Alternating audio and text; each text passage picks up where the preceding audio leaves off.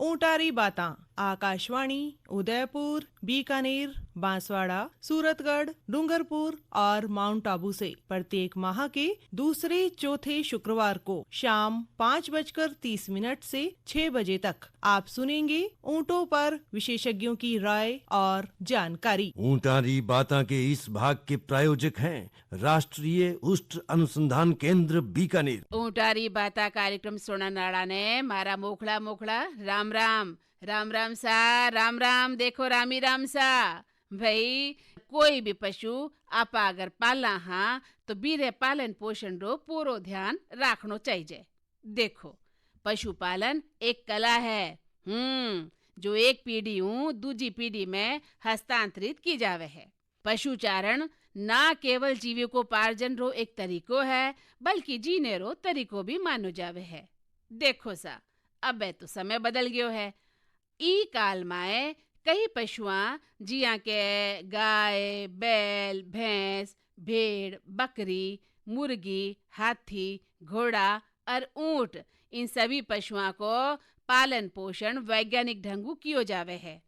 और देखो सा बहुत सारा उद्देश्यारी पूर्ति वास्ते पशुओं को वैज्ञानिक विधियों पालनो ही पशुपालन कहलावे है। तो पशुपालक ने बहुत सारी बातों रो ध्यान रखनो पड़े क्योंकि पशुपालन सही और सुरक्षित होनो चाहिए। जिया के आपने पशु की नस्ल ने ध्यान से चुननो है। आपने पशु ने उत्तम पोषण देवनो चाहिए। और पशुओं को आवास यानी रहन सहन जो जगह है बस स्वच्छ रखनी चाहिए। और पशु वास्ते साफ पानी की व्यवस्था आपने रखनी है। पशुओं की नियमित रूप से डॉक्टर से जांच कराते रहनो है ताकि बाके स्वास्थ्य को ध्यान रख सका। और पशु उत्पादा में मिलावट को नहीं करनी है। हाँ, तो पशुपालन संबंधी यही महत्वपूर्ण बाता। देखो सा बाता तो मैं काम रही करा हाँ। और सरकार भी देखो पशुओं वास्ते पशुपालका वास्ते कई योजनावां लागू कर रखी है। तो भाई ऊंटारी बाता कार्यक्रम में आज बातचीत रो विषय है पशुपालन में नाबार्ड तथा भारत सरकार री योजनावां। और आज स्टूडियो में पधारेड़ा है आदर जोग रमेश तांबिया साहब।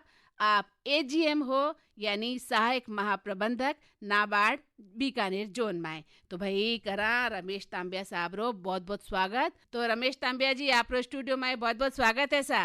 राम राम साहब। राम राम मैडम। राम राम राम राम रमेश तांबिया जी, क्या हो आप? मैं बिल्कुल बढ़िया हूँ। सबसे पहले तो मैडम नाबार्ड यानी कि राष्ट्रीय कृषि और ग्रामीण विकास बैंक की तरफ से सभी किसान भाइयों और पशुपालकों को दीपोत्सव की ढेर सारी शुभकामनाएं। और ईश्वर उनके परिवार और उनके फसल में दीपदान के बाद सबसे बढ़िया जो है उन्नति करे। वाह वाह रमेश भाई वाह, बहुत बड़ी बात कह दी नी। तो भाई देखो तांबिया जी, राष्ट्रीय कृषि और ग्रामीण विकास बैंक नाबार्ड वो तो भारत रो एक शीर्ष बैंक है, क्यों?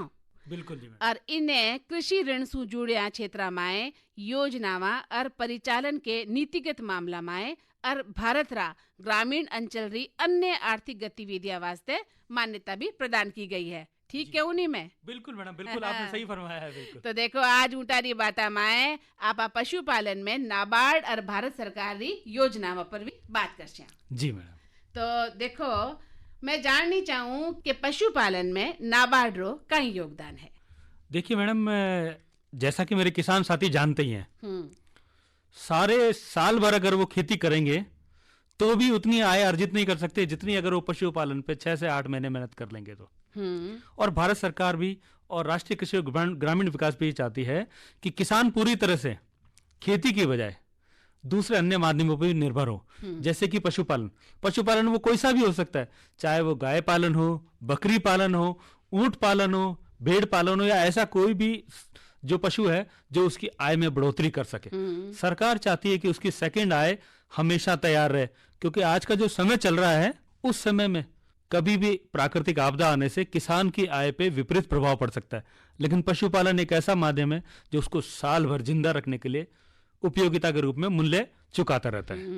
तो भाई आज जो नाबार्ड योजना है पशुपालका वास्ते बहुत ही महत्व है, क्यों? जी। तो रमेश तांब्या जी, भारत सरकार री बहुत सारी योजनावा चाले है। मैं जाननी चाहूँ कि भारत सरकार री ब्याज अनुदान योजनावा कौन कौन सी है? भारत सरकार ने गत वर्ष ही एक कृषि अवसंरचना निधि और एक AHIDF, 2 योजनाएं स्पेशली किसानों के लिए, चाहे वो पशुपालक हो या पूर्ण रूप से किसान हो, किसी भी बैंक से लिए गए ऋण पर 3% अनुदान के रूप में उसे दिया जाता है। ठीक है सर। हालांकि सभी किसान पहले से इस बात को जानते हैं कि 1992 से KCC योजना किसान को जब भी उसको फसल के लिए जो भी रिकरिंग एक्सपेंसेस है उसको खर्च करने के लिए अगर उसे पैसा चाहिए तो 3 लाख तक का जो ऋण है वो कोऑपरेटिव बैंक के माध्यम से 0% मूल्य पे मिलता है और दूसरे किसी भी बैंक से 4% के अनुदान के रूप में प्राप्त होता है। तो किसान को आखिर में देना सिर्फ 3% ही है। ठीक है। अगर वो दूसरे बैंक से लेता है और अगर वो सहकारी बैंक से लेता है तो उसको 0% पे 3 लाख तक का अनुदान दिया जा रहा है। इसी कड़ी में पशुपालन को जोड़ने के लिए अगर वो पशुओं की खरीद या उसका कोई भी संवर्धन का कार्य करे, यानी कि जैसे ब्रीड इंप्रूवमेंट हो गया, मिल्क चिलिंग प्लांट हो गया, कलेक्शन सेंटर हो गया, ऐसा कोई भी कार्य अगर किसान करना चाहे तो उस पर हुए खर्चे पर ब्याज अनुदान के रूप में 3% उसे सालाना दिया जाता है, जो कि क्वार्टरली रेस्ट में बैंक को उसे चुकाना है। वाह साहब वाह, तो बहुत ही अच्छी योजनावां हैं, क्यों? बिल्कुल। तो देखो AGM साहब, पशुधन व्यापारी रोजी रोटी है नी जी। तो अब मैं जानना चाहवा कि भारत सरकार री राष्ट्रीय पशुधन योजना कौन कौन सी है? राष्ट्रीय पशुधन योजना भारत सरकार की वो योजना है जो पिछले कई सालों से किसानों के लिए उनके घर में पशुधन को खरीद कर लाकर उनकी आय बढ़ाने का मुख्य स्रोत शामिल है।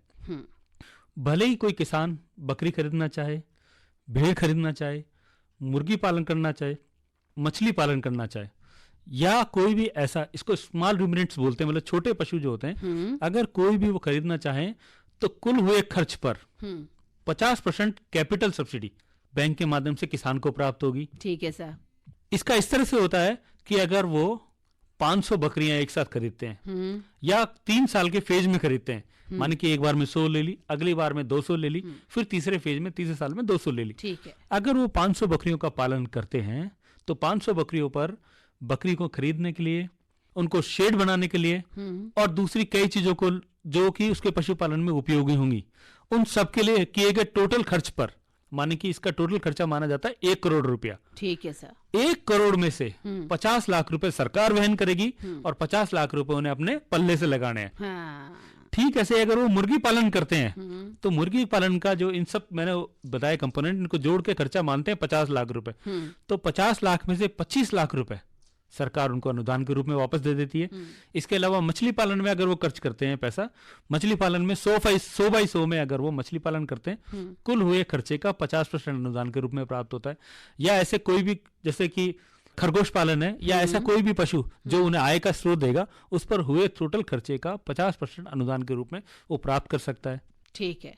तो यानी कि भारत सरकार की ब्याज अनुदान योजनावां है वे बहुत ही लाभदायक है, पर इन बारे में जो पशुपालक भाई और बहनें हैं बाने पूरी गणित समझनी पड़सी। बिल्कुल बिल्कुल।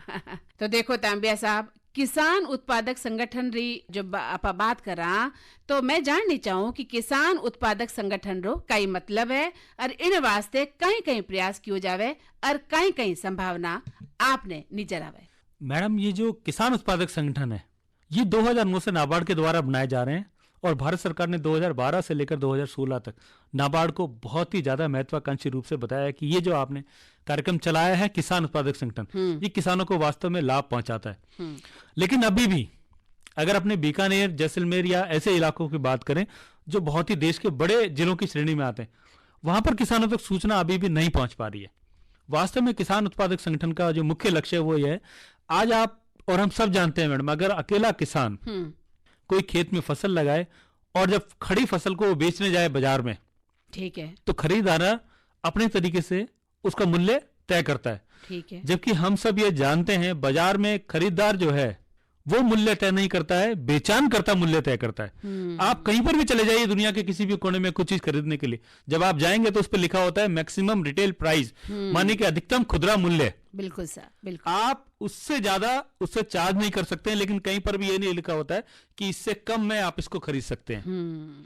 जबकि किसान का उत्पादन जो होता है उस पर एमआरपी का टैग कभी नहीं लगा होता है। ठीक है सर। और उसका जो उत्पादन है उसका मूल्य खरीदार तय करता है।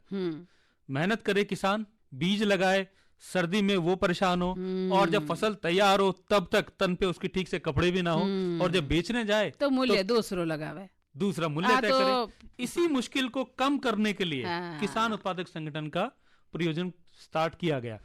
इसका मुख्य लक्ष्य है कि एक गांव के एक ही फसल के 5 से लेकर 20 किसान, जिसको फार्मर्स इंटरेस्ट ग्रुप कहते हैं, ठीक है, एक गांव में 15 से 20 किसान एकत्र होंगे, अपने खेत में वो फसल लगाएंगे। फसल जब बिल्कुल तैयार हो जाएगी तो वो क्या करेंगे, अपने गांव में उसको इकट्ठी कर लेंगे और ग्रेडिंग कर लेंगे, क्योंकि किसान से बढ़िया ग्रेडिंग करने के लिए कोई दूसरा सब्स्टिट्यूट है ही नहीं। वाह। किसान तो नजरों से ही भाप लेता है कि मेरी फसल का जो है ग्रेडिंग ए ग्रेड है कि बी ग्रेड है, सी ग्रेड है। जबकि मशीनें लगानी पड़ती है बाजार में जाने के बाद, बिल्कुल सर, लेकिन खेत में खड़ी फसल को एक किसान जो है आंक लेता है कि ये किस ग्रेड का है।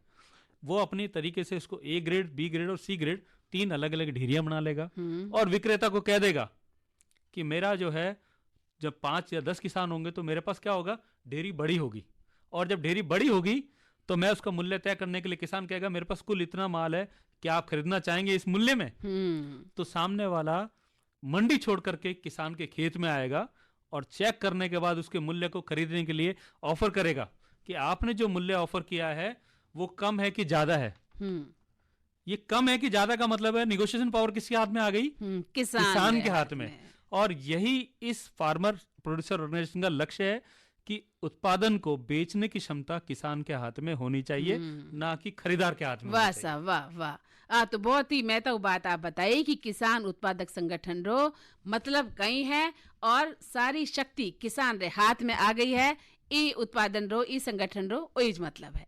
तो किसान ने आशक्ति ने समझनो पड़सी, क्यों? बिल्कुल मैडम, बिल्कुल। उसको जगाने के लिए आपको सबको याद होगा, ईश्वर ने, अगर आपने याद देखा हो तो हनुमान जी को उड़ना आता था, लेकिन उनको जामवंत ने याद दिलाया कि आपको उड़ना आता है। ये किसान उत्पादक संगठन भी हमारे जामवंत का काम करता है, जो किसान को बताता है कि आप में कितनी क्षमताएं हैं। वाह साहब, वाह, बहुत खूब रमेश तांबिया जी। तो आप सुनियो ही है कि स्वयं सहायता समूह को प्रशिक्षण और एक्सपोजर कार्यक्रम चल रही है नहीं? तो भाई इन बाबत भी आप थोड़ी जानकारी आप लोग आंसू में लेवनी चाहवा। बिल्कुल, आपने ठीक कहा मैडम। किसान तो जो है खेत में काम कर रहे हैं, महिलाएं घर में कार्य करती हैं। जब महिलाएं 1, 2, 3 इकट्ठी होने के बाद लगभग 10 से लेकर 20 का समूह बनाती हैं, तो उसको कहते हैं स्वयं सहायता समूह। ठीक है सर। और जब बहनें एक साथ बैठती हैं, महीने में मीटिंग करती है, तो इस तरह की गतिविधियां करने को पंचसूत्रा कहते हैं। और भारत सरकार ने स्वयं सहायता समूह बनाने का कार्य शुरू से ही नाबार्ड को दिया हुआ है। आज की तारीख में अगर अपन देखें तो पूरे देश में 87 लाख स्वयं सहायता समूह काम कर रहे हैं। और सौभाग्य की बात है कि 87 लाख में से लगभग 2/3 महिलाओं के समूह है, सिर्फ 1/3 पुरुषों के समूह है। वाह साहब, वाह। और जब ये संगठित होती हैं तो महिलाओं की शक्ति इतनी मजबूत होती है कि उस संगठन को दिशा दिखाने की जरूरत है, और उस दिशा के लिए उन्हें ट्रेनिंग दी जानी चाहिए। और ट्रेनिंग के बाद अगर वो कुछ चीज को सीखना चाहें तो उन्हें जो चीज को सीखने के लिए जिस जगह पर भेजा जाता है उसको कहा जाता है एक्सपोजर विजिट। ठीक है सर। बीकानेर में क्या हो रहा है कि अपने हथकरघा, हाथ से बनी हुई चीजों का मूल्य जो है बहुत ही अच्छा प्राप्त होता है। ठीक है। अगर आप पुगल या बॉर्डर एरिया में जाएंगे तो वहां पर हमारी बहनें एप्लिक वर्क करती हैं बहुत अच्छा। उस एप्लिक वर्क का पूरे दिन के काम का मेहनत का फल मिलता है उन्हें 100 से 200 रुपए। लेकिन अगर वही बहनें ट्रेनिंग और एक्सपोजर विजिट के माध्यम से किसी अच्छी संस्था से जुड़ के काम करें तो उनको कम से कम एक दिन पूरे दिन काम करने का जो लक्ष्य है वो प्राप्त होगा। और लक्ष्य प्राप्त होगा तो उसके बदले में उन्हें आमदनी प्राप्त होगी 500 रुपए से लेकर 1000 रुपए। अपने सौभाग्य की बात है मैडम कि बीकानेर जो है बॉर्डर एरिया के लिए एप्लिक वर्क और इस तरह के कार्यों को करने के लिए 2016 में चुना गया, और नाबार्ड ही उसका नोडल एजेंसी थी। 2016 में livelihood entrepreneur development programme Bharat सरकार ने पायलट बेसिस पे राजस्थान के 2 जिलों में चलाया था। अच्छा। बीकानेर और झालावाड़।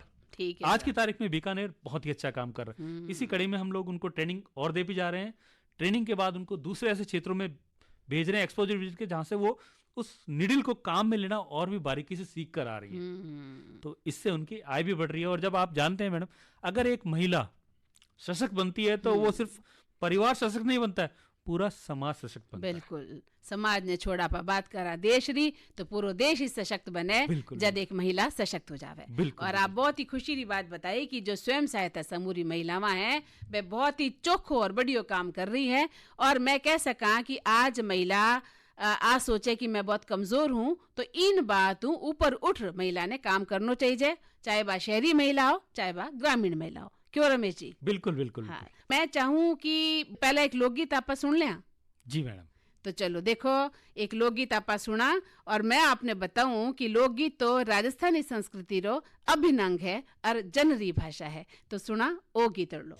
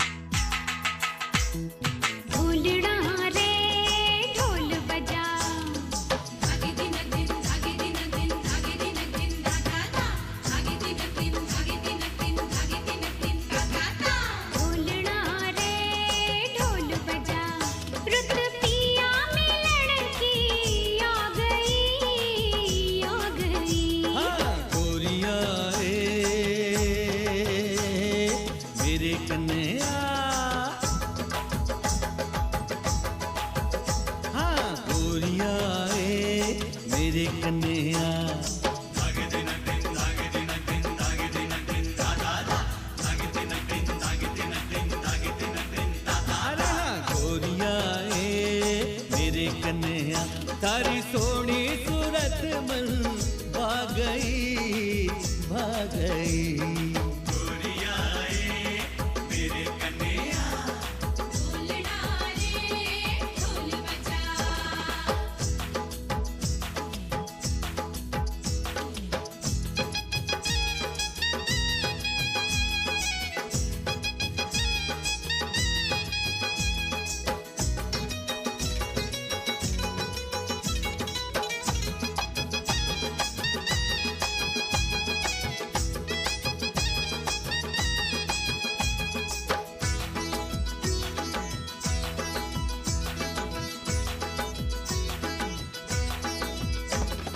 पीपल के पान जिसी पतली कमरिया लुड़ लुड़ लचका खावे रे, लुड़ लुड़ लचका खावे रे।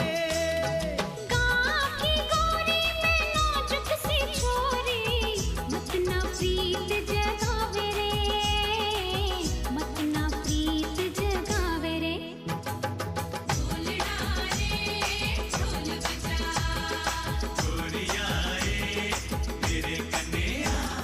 तो भाई देखो लोकगीत तो आपा सुन लिया। किसो लाग्यो आपने गीत भाई रमेश भाई? बहुत ही अच्छा था मैडम।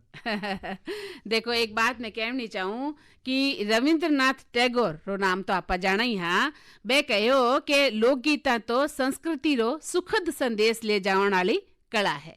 तो इसी कला ने आपा सलाम करा। हाँ, और अबे फेरू करा बातचीत शुरू। मारो प्रश्न अब वो है कि किसाना ने आप रे उत्पाद ने बेचन वास्ते रूरल हार्ट जो योजना है इसु क्या जुड़नो है? देखिए अभी तक हमने जिस किसान उत्पादक संगठन की बात की है, संभव है कि किसान जो है अपने खेत में आसानी से अपने उत्पादन को बेच देता है, लेकिन ऐसे बहुत सारे क्षेत्र हैं जहां पर अभी भी बाजार से व्यापारी पहुंच नहीं पाते हैं।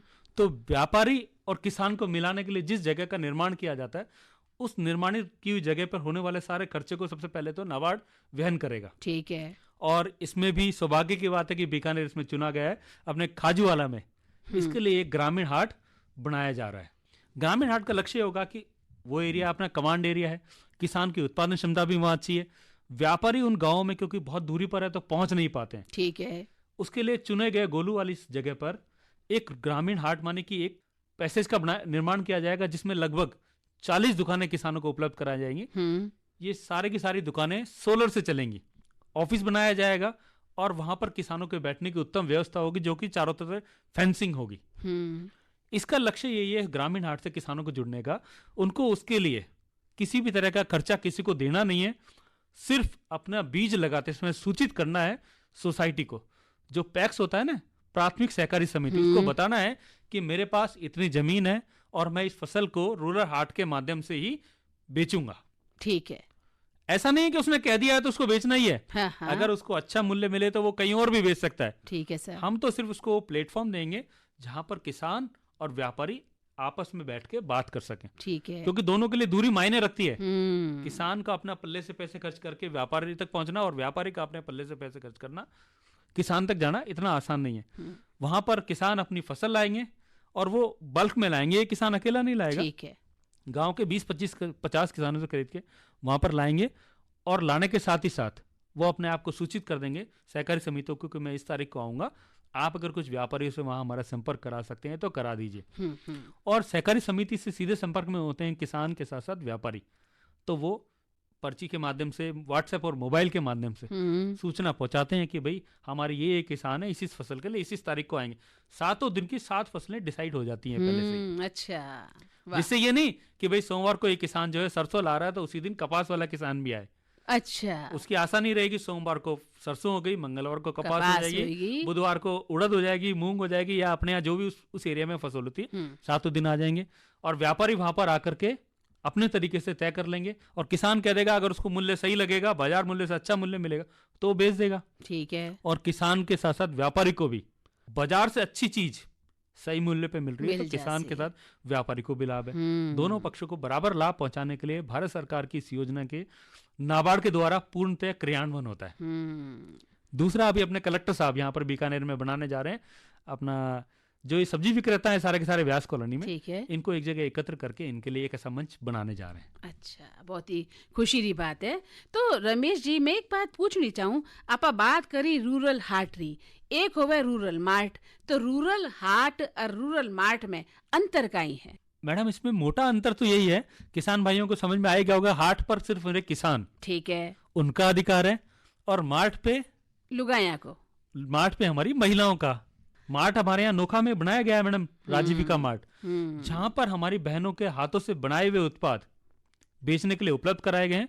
उस पर होने वाले 3 साल के पूरे खर्चे, उस दुकान का किराया, उस दुकान पर बैठने वाली बहन की सैलरी, असिस्टेंस, मार्केटिंग और जितनी भी तरह के व्यय वहां तक सामान लाने में होते हैं, वो सारे खर्चे नाबार्ड वहन करता है। वाह, सिर्फ एसएचजी की बहनों को अपने उत्पाद वहां से बाजार तक लोगों को बेचने के लिए बेचने।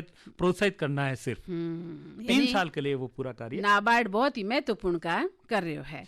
देखो सा, एक कार्य और हो रही है, किसाना ने NCDX और ई नेमू जोड़ने रो कार्य। तो भाई संक्षिप्त में आप माने बताओ कि वो कार्य क्या हो सी? जी, NCDX और ईनेम दोनों ही भारत सरकार की ऑनलाइन पोर्टल है।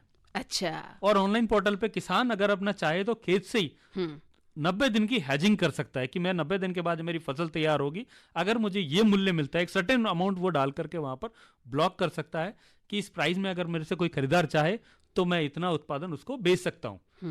ई नेम मंडी में रजिस्ट्रेशन का सिस्टम है। किसान वहीं बैठे बैठे ई नेम पोर्टल पे अपनी फसल और उसकी उपयोगिता मूल्य वहां पर डाल सकता है, जिससे व्यापारी वहां पर ट्रेस करके किसान को वहीं से ऑफर दे सकता है कि मैं आपका उत्पादन खरीदने के लिए राजी हूँ।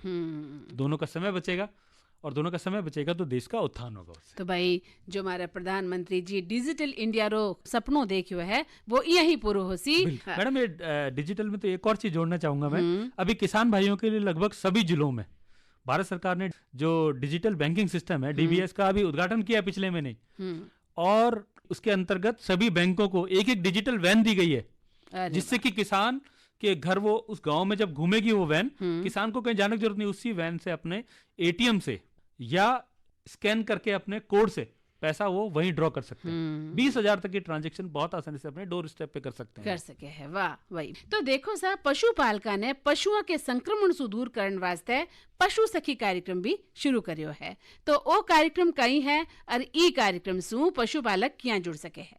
पूरा देश में सभी जान चुके हैं मैडम कि इस समय गायों पर लंपी स्किन बीमारी, उसका प्रकोप आया हुआ है और गायों को इतना नुकसान हो रहा है, उस नुकसान की भरपाई तो हम कर नहीं सकते, लेकिन उस बीमारी को, संक्रमण को बढ़ने के लिए हमारे किसान भाइयों और पशुपालकों को जागृत करने के लिए विशेष अभियान के रूप में एसएचजी की उन बहनों को चुना गया है जो पशु सखी के रूप में काम करना चाहती हैं। ठीक है सर। 30 के बैच में 5 बैच माने कि 150 बहनों को चुन करके ट्रेनिंग दी गई है।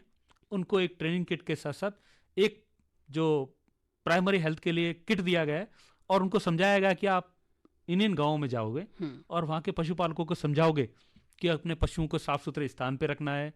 अगर उनमें कोई भी संक्रमण दिखाई देता है तो उनको दूसरे पशु से अलग कर देना है, उचित सलाह लेनी है और सलाह के साथ ही साथ जितनी दवाइयां डॉक्टर ने बताई हैं उनको लेना है, ना कि अपनी मर्जी से कोई दवाई देना। पशु सखी का लक्ष्य और कार्य यही है कि इस संक्रमण को रोके और किसानों को जागरूक करे। वाह, बहुत ही मोटो उद्देश्य है कि भाई जो लंपी जैसी बीमारी महामारी गाया माते आई बीसू आपा किया बचा सका पशुआ ने।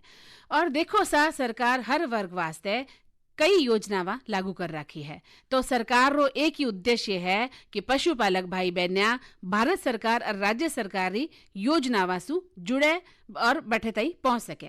तो पशुपालक इन योजनावा है आसु किया जुड़ सके है। देखिए मैडम, सबसे पहले तो मैं धन्यवाद अदा करूंगा आकाशवाणी का। इससे बढ़िया तो माध्यम ही नहीं है कि किसानों तक आप और हमारी बात आसानी से पहुंच रही है। वाह सा वाह। और दूसरा, एनआरसीसी और बीकानेर में 7 आईसीआर के ऑर्गेनाइजेशन किसी भी संस्था में जाकर के हमारा किसान या मेरी पशुपालक साथी या मेरे एसएचजी की बहन किसी भी तरह की पशुपालक और कृषि संबंधित सूचना आसानी से प्राप्त कर सकते हैं। इसके अलावा भी अगर उनको ऐसा लगे कि किसी संस्थान से जुड़ने के बाद भी उन तक पूरी तरह से लाभ नहीं पहुंच रहा है तो हर जिले में नाबार्ड का एक अधिकारी होता है जिसको डीडीएम कहते हैं। ठीक है सर। आप गूगल पे जाकर के डीडीएम और उस जिले का नाम डालिए, उस जिले का मोबाइल नंबर आपको आसानी से प्राप्त हो जाएगा और हर डीडीएम आपकी तत्परता से मदद के लिए तैयार है। आप अगर ये कहेंगे कि हमें इसमें जानकारी चाहिए भारत सरकार या राज्य सरकार की योजना से जुड़ने के लिए या हमारे पशुपालन को और अच्छा करने के लिए या हमारे कृषि में उन्नत तकनीक इस्तेमाल करने के लिए, ठीक है, हर संभव मदद डीडीएम के माध्यम से आपको मिल सके है। वाह सा वाह। तो भाई ऊँटारी बाता में आज रो महत्व विषय हो कि पशुपालन माए नाबार्ड और भारत सरकारी योजनावा। और देखो आज मारे सवाला रो जवाब दे रहा रमेश तांबिया साहब, एजीएम नाबार्ड बीकानेर जोन। तो रमेश जी आप रो घणो न घणो धन्यवाद, आप पधार्या और इतनी महत्व जानकारी मां लोगा ने देनी। धन्यवाद मैडम, और सबसे ज्यादा शुक्रिया एनआरसीसी का जिन्होंने मौका दिया आपके साथ बात करने का और किसानों तक अपनी बात पहुंचाने का। तो धन्यवाद मैडम, बहुत बहुत धन्यवाद और राम राम सा राम राम। तो भाई आपा जाना यहाँ कि पशुपालन एक कला है और कला रो सम्मान हर कोई करे है। देखो राज्य सरकार भी पशुपालक सम्मान योजना चला रखी है। पशुपालक भाई और बहनिया पशुपालन विभाग या नजदीकी राजकीय पशु चिकित्सालय संपर्क कर जानकारी भी ले सके है।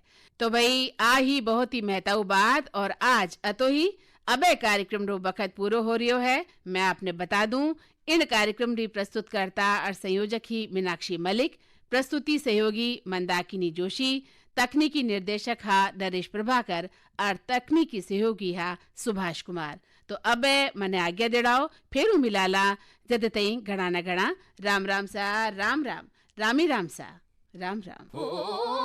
थार तिर तिर को उठाजी गुड़कारी गुड़ारी खान उठाजी ए हो दोरारी शान कराला आज मैं थारो बखान। ऊँटारी बातां आकाशवाणी उदयपुर, बीकानेर, बांसवाड़ा, सूरतगढ़, डूंगरपुर और माउंट आबू से प्रत्येक माह के दूसरे चौथे शुक्रवार को शाम 5:30 से 6 बजे तक आप सुनेंगे ऊँटों पर विशेषज्ञों की राय और जानकारी। ऊँटारी बातां के इस भाग के प्रायोजक राष्ट्रीय उष्ट अनुसंधान केंद्र बीकानेर।